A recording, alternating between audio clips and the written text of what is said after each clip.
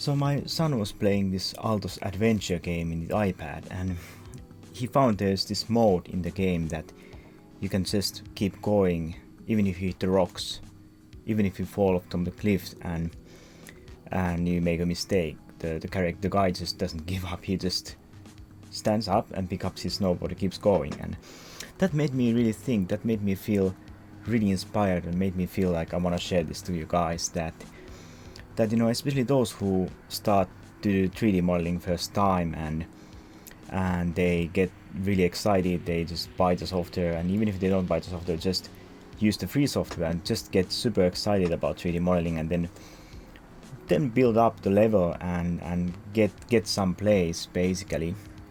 So then there becomes this dip, you know. I think this happens to pretty much everything what you do, not only 3D modeling, but can happen to music or any other thing that we feel really passionate about, that we sort of get this fall, or some, we hit the rock, we kind of hit something, and what happens usually is kind of stop doing and stop going. And I think this is the problem that many people have, and I also have had that in my past, and I'd like to kind of thought that what can we really do about it. So what I have in mind was that maybe perhaps we could just remember why we started doing that.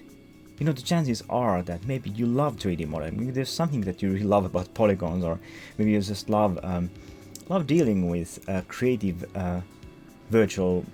Maybe it's virtual, maybe it's real, because you can do 3D printing nowadays. Of course, we can. It's very tangible and very real as well. But yeah, so maybe we love that actually. So I think that. Can you say that it's a waste of time when you know that you actually are really into it, you really love it, and so on? So yes, so I mean, we do get the knocks, and we sometimes get criticism, and we apply a job and we don't get it. I mean, it happens in 3D world, and in 3D world it's really difficult to get a job at the moment. Getting employed is difficult. I really think so, and in 3D world it's really difficult because you kind of have to know a little bit about everything. That you have to be really good at something, but you also need to know the other things. That if you become a 3D modeler, for example, you need to know how animation works, because your models are going to be used in animation. And then if you specialize in animation, you basically gotta know about 3D modeling, because you're going to use those models, right? So 3D world is sort of really difficult area in that sense, and you really have to put yourself to it if you really want to become a professional in that field, if you want to get employed in somewhere. But there are other ways. You can always become a consultant of 3D world, 3D graphics, or you can become an independent 3D creator as well.